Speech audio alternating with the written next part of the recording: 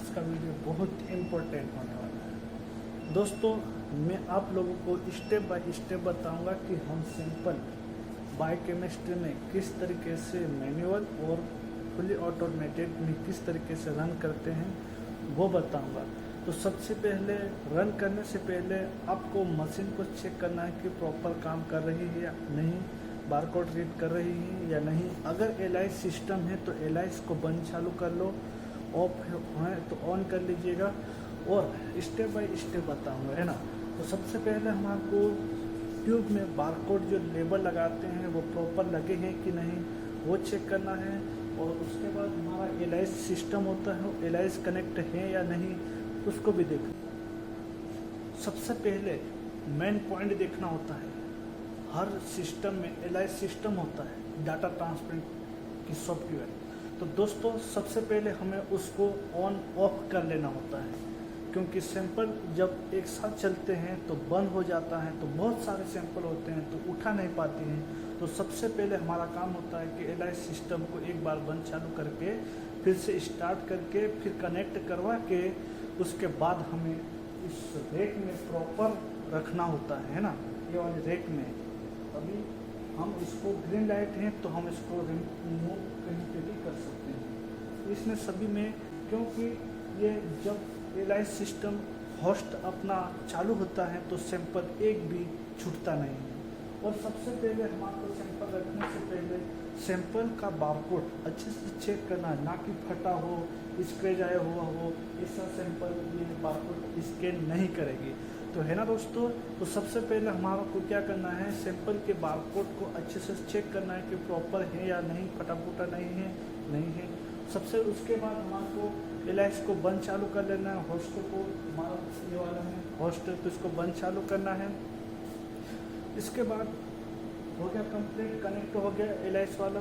तो उसके बाद हम इसको नंबर वाइज 1 2 3 4 5 6 7 8 9 10 इस तरीके से हम सैंपल रख सकते हैं और बाद में स्टार्ट देते हैं तो ये मशीन ऑटोमेटिक सैंपल को रीड करके उसके पूरे सैंपल जो भी टेस्ट होंगे वो उठा लेगी।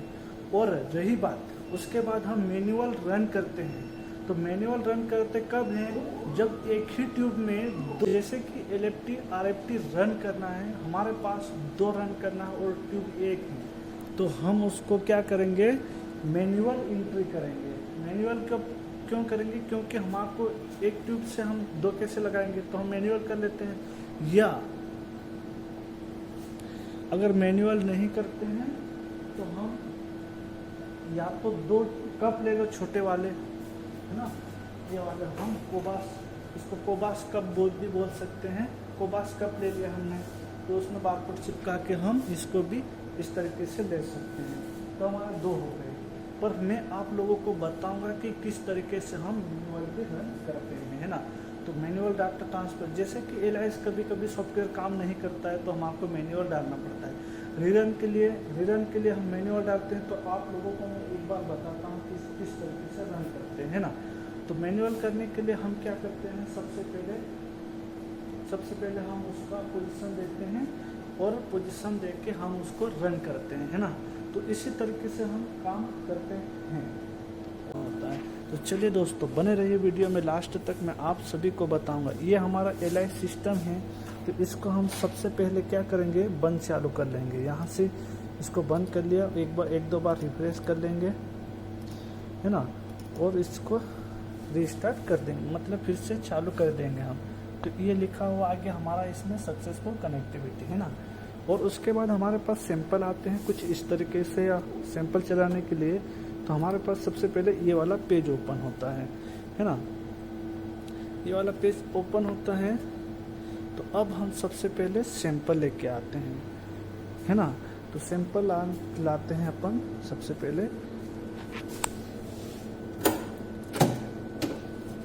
अपने पास कुछ ये वाले सैंपल है ना, ये हैं और एक ये है। तो हम सबसे पहले रैक में रख लेते हैं सैंपल, उसके बाद हम रन करते हैं इसको। ये हमारा सैंपल है ना।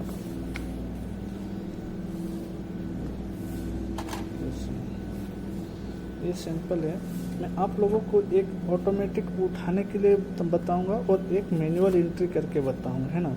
हमारे पास कुछ 2 सैंपल हैं बायोकेमिस्ट्री के, ये हमारा उसके लिए है PTINR के लिए, तो हम इसको अभी साइड में रख देते हैं। मैं इसका भी बताऊंगा फिल्म में कैसे काम करते हैं ना। तो अब हमारे पास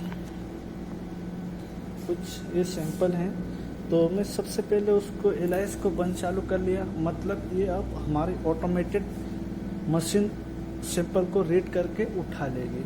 पर मुझे आप लोगों को बताना है कि मैनुअल किस तरीके से रन करते हैं। ये जब भी ग्रीन लाइट होती है, मतलब सिग्नल जैसे दिखाता है ना ग्रीन में जा सकते हैं अपन, तो इसी तरीके से ये ग्रीन लाइट हमारा ये जो रैक है इसको मूवमेंट कर सकते हैं, हम कुछ भी कर सकते हैं इसको, है ना।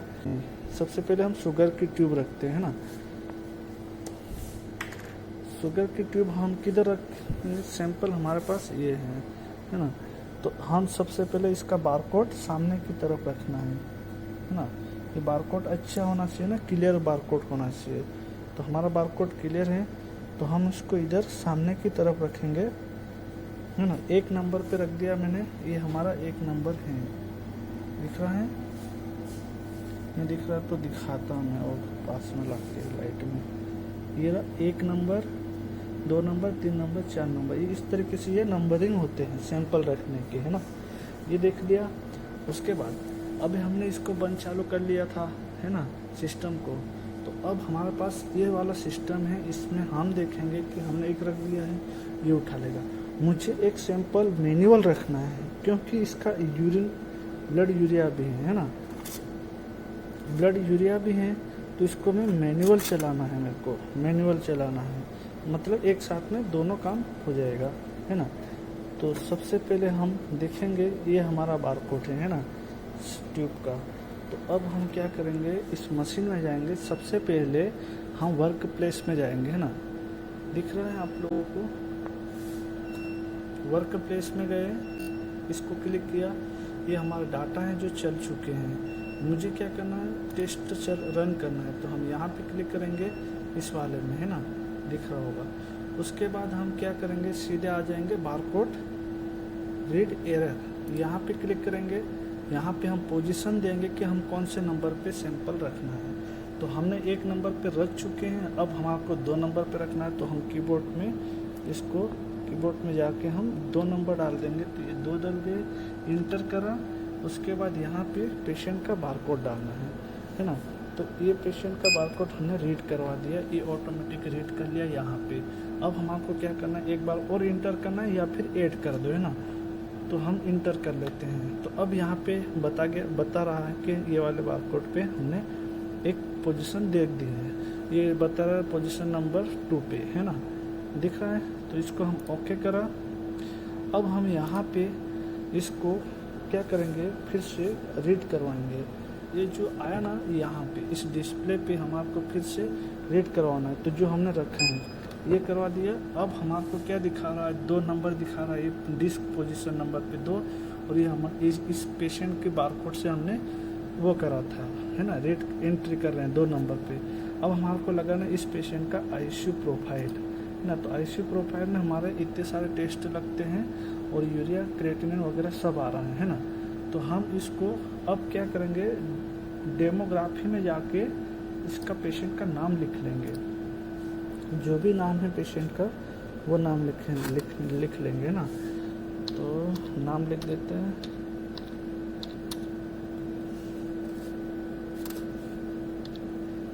है ना, नाम लिख लिया हमने। नाम लिख के अब इसको हम यहाँ से सीधा सेव कर देंगे, है ना। ये सेव हो गया। अब हम क्या करेंगे, इसको सीधा डायरेक्ट स्टार्ट दे देंगे। स्टार्ट दे के हम इसको छोड़ सकते हैं। बस इतना सा काम है यहाँ पे। मैनुअल दिखा दिया, फुली भी दिखा दिया। फुली में कुछ नहीं करना, हमारे को एलाइस सिस्टम को ऑन रखना है और इसको, अब ये ग्रीन लाइट चल रहे हैं, सैंपल रखना है ना। हम आपको 2 नंबर पे ये सैंपल रख देते हैं, 2 नंबर पे सैंपल रख दिया हमने, ये 2 सैंपल रख दिए, है ना, दिख रहा। ये लाइट बंद हो गई, इसका मतलब अब अपन कुछ नहीं इसकी छेड़खानी कर सकते हैं। ये इसी तरीके से ये घूमती रहेगी और सैंपल उठा लेगा। अभी हमारा ये चल रहा है ना। अब हम यहाँ पे जाके AU में जाना है ना। AU में जाके अब हम इसमें सैंपल ट्रैकिंग वाले ऑप्शन पे क्लिक कर लेंगे तो हमारे को ये पूरे 1 नंबर से स्टार्ट है ना। ये 1 नंबर से पूरे हमारे को दिखाएगा। यहाँ पे ट्रैकिंग सिस्टम है हाँ। ये हो गया।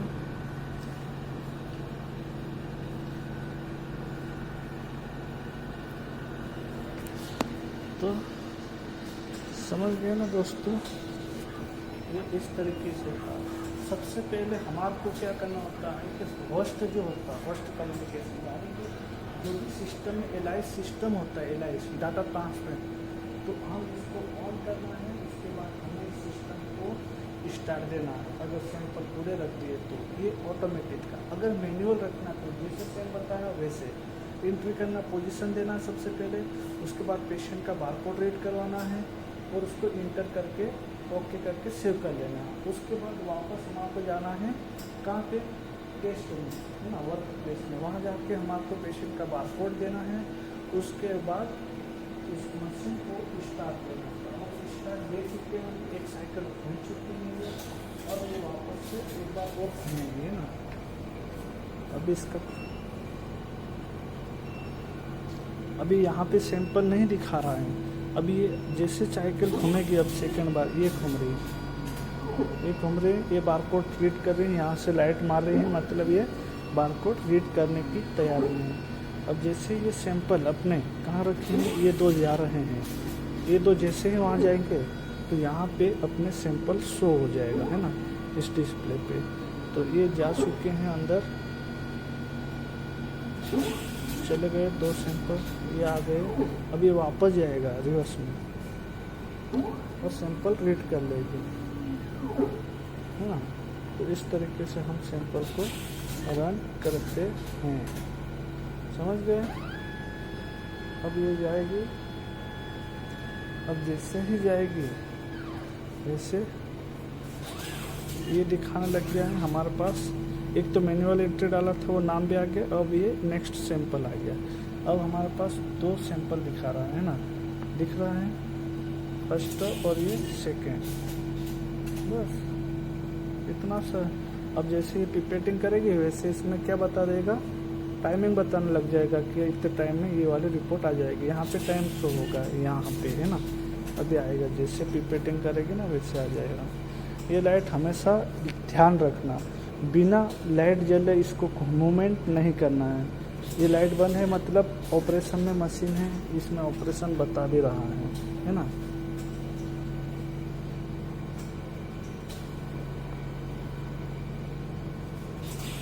तो अभी मैं आपको बताऊंगा सैंपल जैसे ही उठाएगा वैसे। दोस्तों ये ग्रीन लाइट दिखा रहे मतलब कि सैंपल उठाने वाले हैं अब है ना। ये दोनों ग्रीन हो गए। अब इसको अपन निकाल भी नहीं सकते कुछ नहीं, अब जैसे रखा है वैसे रहने देना है। अब ये सीधा पिपेटिंग करेगा है ना, बस ये आगे ना। इसी तरीके से हम आपको सैंपल रन करना होता है।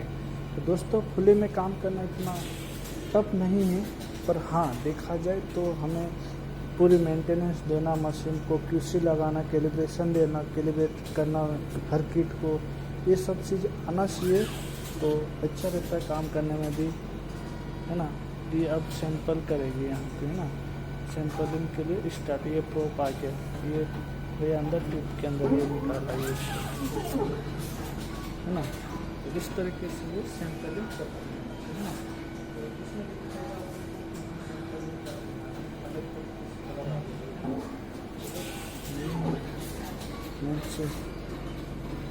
ये जो बता रहे हैं ना, ये सैंपलिंग कर रहा है। इसमें ब्लू कलर की लाइन बनी हुई है आगे इस वाले में 1 नंबर पे है ना।